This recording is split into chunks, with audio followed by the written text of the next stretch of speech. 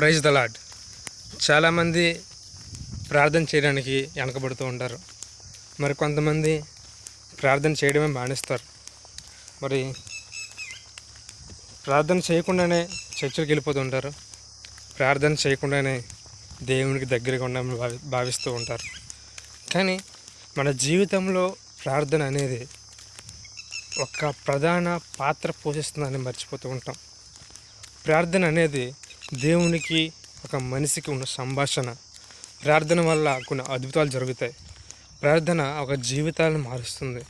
ప్రార్థన ఒక జీవితాన్ని కట్టబడుతుంది. ప్రార్థన మన బైబిల్లో చూసినట్లయితే ప్రార్థన వలన అనేక మంది రక్షింపబడ్డారు.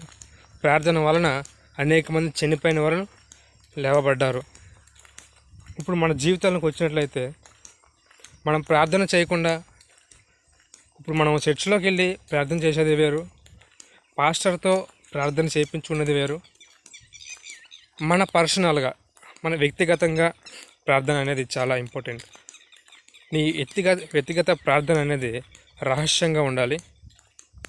నీ దేవునికి నీకున్న సంభాషణ చాలా డీప్గా ఉండేలా చూసుకోండి.